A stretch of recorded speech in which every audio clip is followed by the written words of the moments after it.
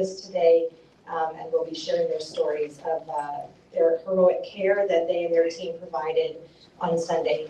Sitting directly to my right is Dr. Alan Janssen, AlanJanssen.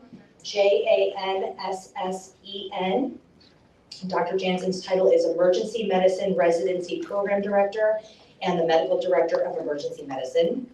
To his right is Dr. Chris Ash. He is the normal spelling for both Chris and Ash, Medical Director of Surgical Services and a General and Trauma Surgeon. And then on the farthest right, so your left, is Dr. Sanford Ross, SANFORD ROSS, and he's an attending emergency physician and the Assistant Director of Emergency Medicine Department at, they're all at Ford Genesys Hospital, GENESYS.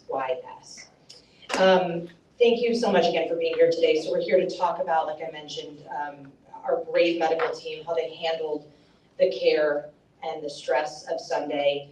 We're going to start with the physicians telling us a little bit about that day, how it started. Then we'll open it up to questions. I will be calling on you so you can raise your hand rather than just yelling the questions out at our doctors. That would be preferable. We're only going to be addressing the tragedy from Sunday. Any other topics we're not going to address today, so I appreciate that. Let's go ahead and get started. So Dr. Janssen, if you could just set the stage for us, please, and tell us where you were Sunday when you learned and how you learned.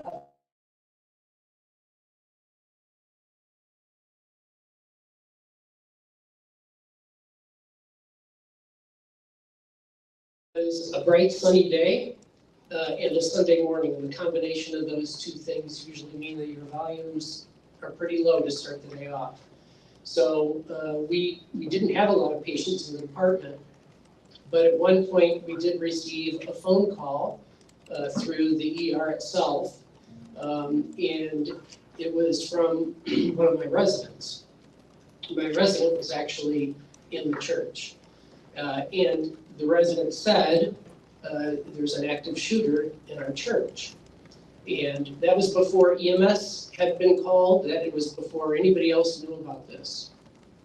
So initially, we just started to prepare the emergency department. I made 2 phone calls, Dr. Ross and I. One was to surgery, Dr. Ash, to kind of give him a heads up that it looks like we're gonna get busy. And the other was to anesthesia so that they could start preparing the operating rooms. And then we waited for what seemed like a long time. But probably, I don't know, maybe 15, 20 minutes, ambulances started to arrive, people started to come through the door, and that's what started our day. You want to take it from there, Dr. Ash? When you got that call from Dr. Janssen, what did you do?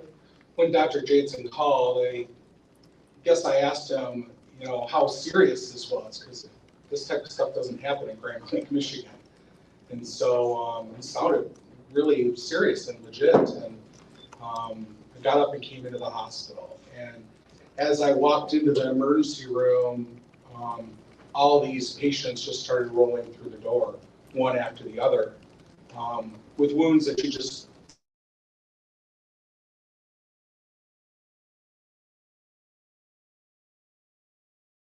and little kids.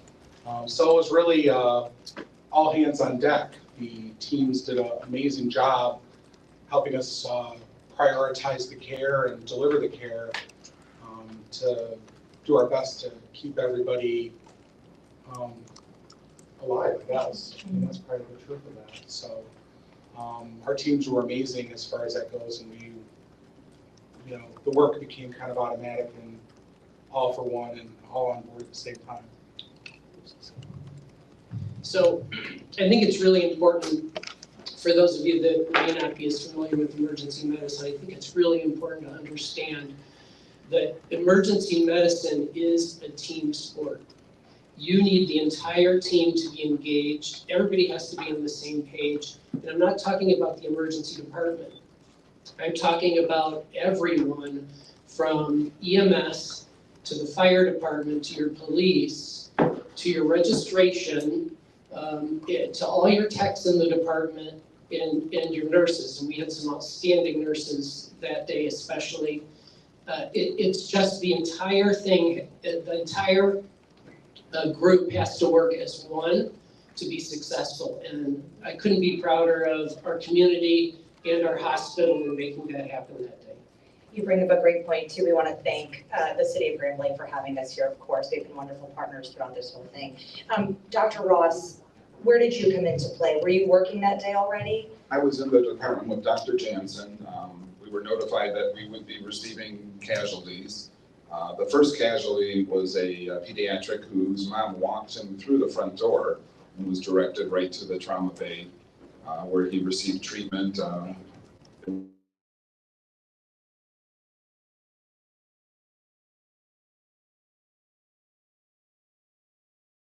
Collaboration between all the services was outstanding, and it was just like you would imagine, everyone lending a hand and doing the appropriate things.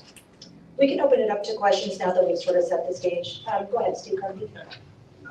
Have any of you had experience with a mass casualty event like this, or if any of you had military service and saw similar wounds? We have had more auto, not shootings, but we have had multiple victims from auto accidents or other type of accidents all at once. I think the difference here was, first of all, some of our residents were involved in this, so we had a personal interest in that. We knew some of the patients coming in, which always makes it more difficult when you can put a name with a face and that you know them. And also the type of injury that we were receiving were upfront more serious than typical. So I have had some experience. I've not been in the military. I do have a relationship with law enforcement and actually function on a local SWAT team as the medical director, and so I have been involved in some mass shootings in the past. Yes, Tim. So if you want to go ahead and finish that question. I don't have any military experience. I did do my trauma training as a resident 25 years ago out in Los Angeles and Compton. So I guess that could be military training in a way. You know, this is kind of a war zone back in the 90s, but nothing formal. And no mass casualty experiences. I guess I'll say that thankfully.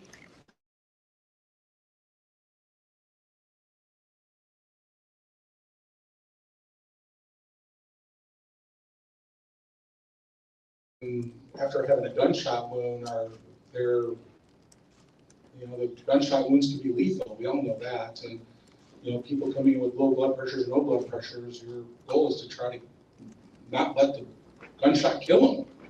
I think that's the honest to God truth. And people try to die when they're shot often. That's part of what doing trauma surgery is about. You save their lives. If that makes sense. Thank you. I don't know if that answers your question, but that's... It gets into the, it does. Thank you. One of the other things that Dr. Ross brought up was about how we kind of had a personal connection to this shooting. We had, at least 5+ of our residents and their families go to this church every Sunday. They're very devout parishioners, and their kids were there, and their wives were there, and some of them were physically there. And so it was, some of them acted with heroics to pull people out of the fire and then share that story with us when they came in for their own treatment. So this is deeply personal to our community, not just our hospital or giving care. At least I'm from this community. I lived 25+ years here, and I practiced here for that time frame. So these are our people, and so especially when we train these residents, we spend a lot of time with them, and they're part of our extended family. And to see them go through this and their families go through this is just heartbreaking. And I've told a lot of people, words cannot describe the feeling. We really shouldn't have to go through this in any community. Were any of the residents' families or themselves injured in the?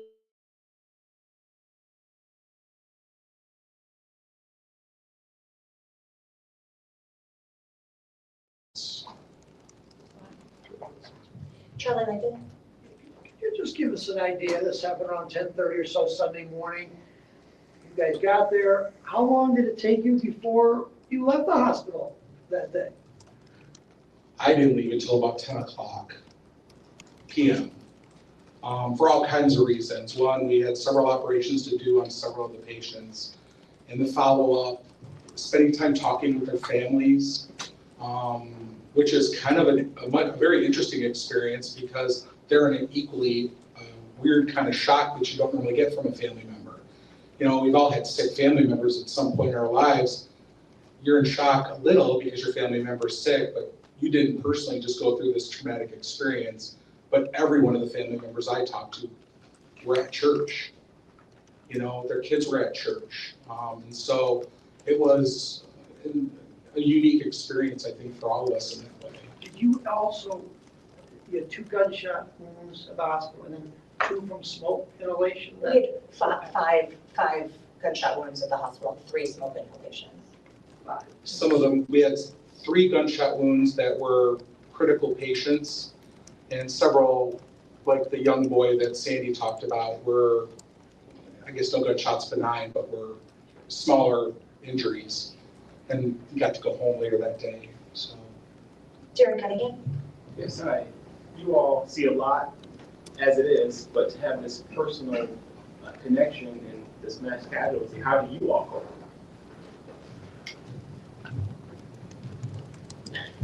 I think our training helps us cope through this. On a daily basis, we see some horrific either illness or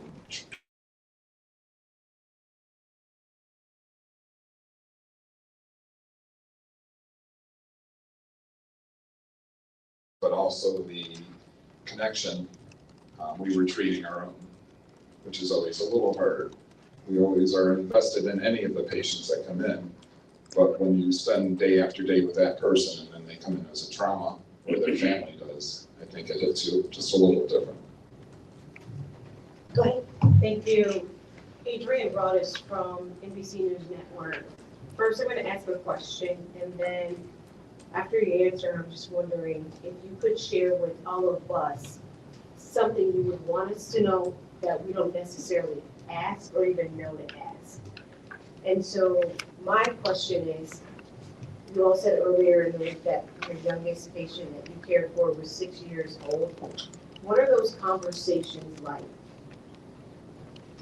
When you're treating someone back down, what do you do to help them get through the worst day of their life? Well, I hate to say you try to normalize it, but you do try to, you try to level set with that individual. You talk on their level as best you can. You show them kindness and caring and that they're safe. The biggest thing people worry about is safety and am I going to be okay? And that's what people need to hear. And it doesn't really matter whether you're 6 or whether you're 80. It's just the way that you say it, I think.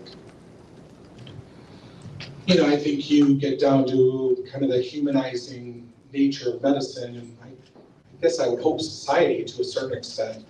Talk to the little kid, tell him he's going to be okay.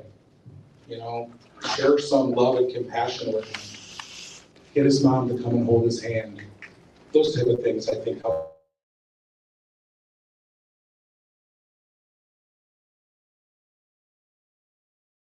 There and just having just natural compassion for them and love for them, which, to be honest, I think is probably something we all need to do in the world in reflection on this experience. You know, none of us should really have to go through this. The world can be tolerant and care about disagreements and not have to hurt each other, at least in my opinion, and I would hope that most of us have that opinion, I think, so. What stands out about this 6-year-old to me, I took care of him, was he didn't shed one tear. He walked in the emergency room and stoic. Mom was a wreck, which as a parent, I completely understand.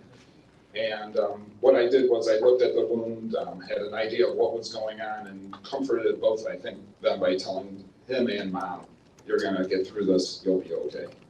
But I'm just amazed. I know there was shock in the patient, but there was not one tear, which is a strong kid. Go ahead. I was just wondering if each of you guys had any moment, knowing that it was a couple days ago now, but is there a moment that you think back to that sort of tells a story of the teamwork that you spoke about earlier that you can remember that day? I think the challenging thing in these kinds of situations is the unknown. So we didn't know how many people we were going to get. We didn't know what kind of conditions they were in. But I think that one of the things that went really well was we took care of the most critical first, and then we immediately started to reposition patients to other areas. And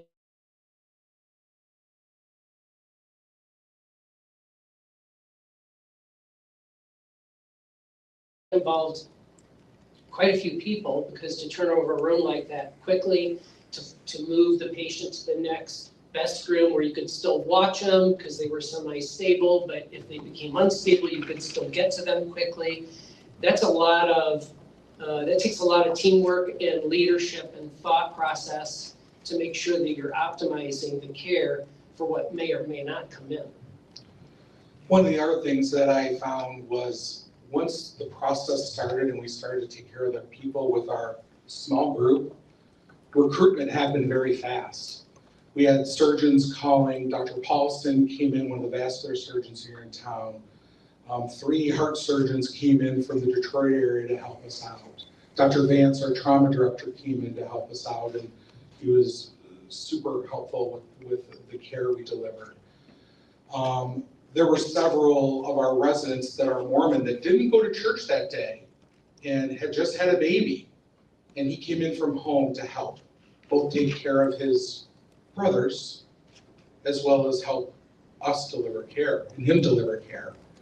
And so there were people that their family, were lucky to be alive. And they still came in and did their part to be of service. And so that just wasn't our Mormon residents, that was a bunch of our residents. People gave up their Sundays, came in out of nowhere. So it was the immediate teamwork was amazing. We worked well together. We delegated, we trusted, all of those things that you want as part of a functioning team. But you also had the people that came in and went above and beyond to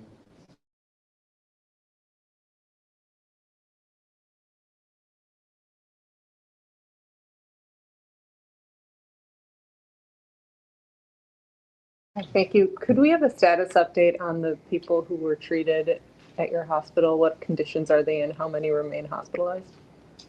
3 remain hospitalized. I think it's fair to say that 2 are in fair condition and 1 is improving, is a much improving status. Okay, thank you. Still critical though? No. And the rest have all been released from the hospital?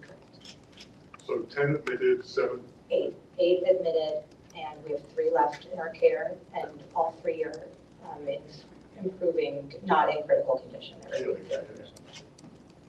On Sunday, at one point, I heard the police chief say something to the effect of 1 patient had passed away here at the hospital. Is that true? And what can you tell us about what happened in that moment and what that did to morale too while you're working on this whole group of patients? Yes, we did have a patient who passed away from a gunshot wound.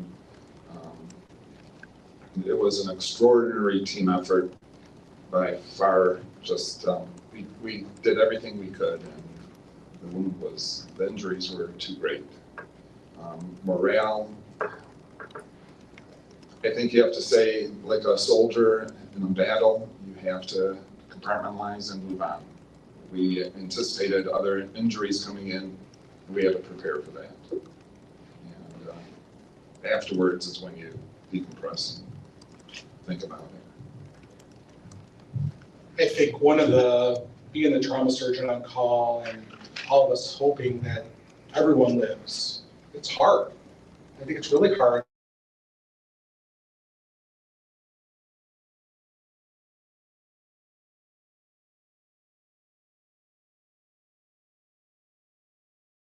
save everybody, but we can't. And that was probably the reflection difficult thing for me. You know, you feel bad and almost sorry that you couldn't, even though you did your best, that you couldn't keep them alive or save them or keep them from dying, back to my comment earlier. I went yesterday to the vigil that they had at the hospital, and they had these crosses out in front. And, you know, you write your sayings on them. And I felt a really strong urge just to say I was sorry. As weird as that sounds. Because I guess I am. I feel bad that we didn't have the miracle to be able to save him. And I think that's part of the struggle people in medicine have, is that we can't save everybody, but I think the world kind of expects us that we should be able to. And that's the hard part of doing this job, especially in this situation, because we can only do what people's bodies allow us to do, I guess. That answers your question. So. Absolutely. And just to follow really quickly, how many children, how many adults? We only had one child, and all the rest were adults. Thank you. Darren? I know that hospitals will train for mass casualty events. I guess based on this real life experience, what are the most important recommendations you would give to other healthcare providers, hospitals preparing for mass casualty shooting? We actually just had a mass casualty training a month or two prior. What I would tell other facilities is it can and probably will happen to you. I never thought it would happen to us. Our company and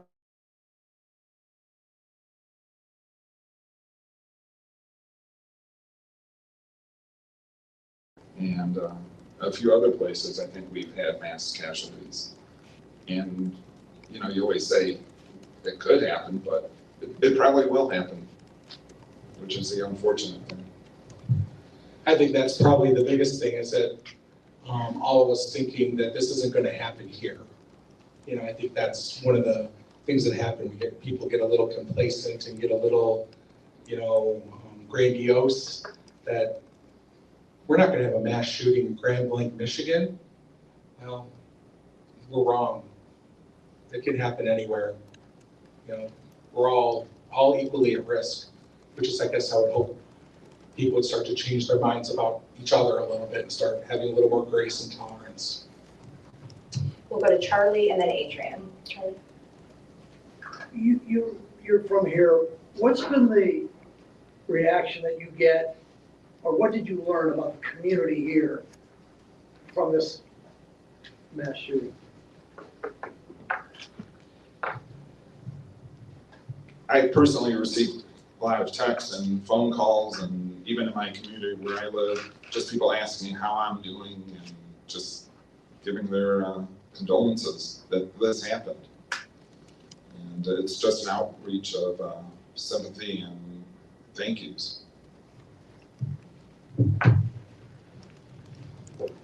And I think that we've also seen a lot of support from the community, but also from our hospitals and physician groups to provide counseling and support. A lot of resources along those lines, because people are affected differently, and they're affected.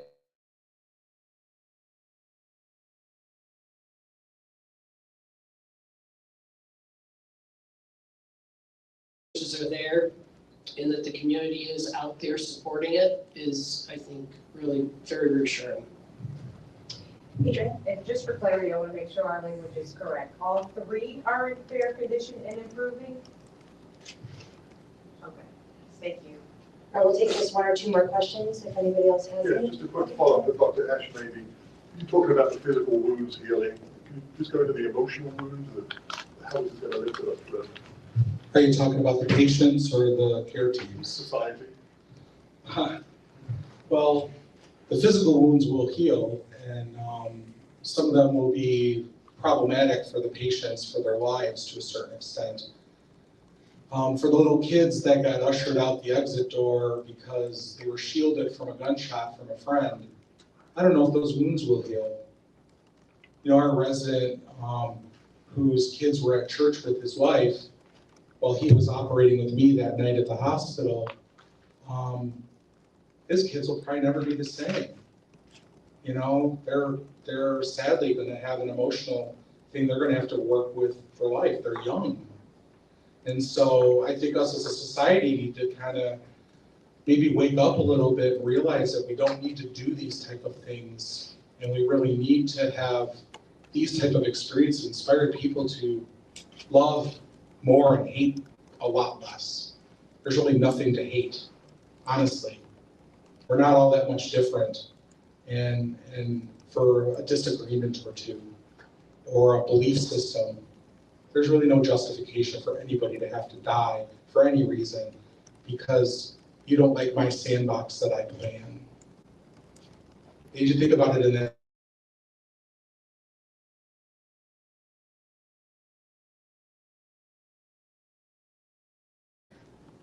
And unfortunately, it happens in the news, and it happens just in the corner store and at the bar sometimes with people. You don't need to hate anymore. And that would be my message to everybody. Stop. There's no reason for it. Last question, anybody? Okay, Steve? Obviously, there's a labor situation going on at the hospital. Did that in any way affect your ability to respond to this emergency? No, we're not able to speak about any, it's not the time or the place, thank you.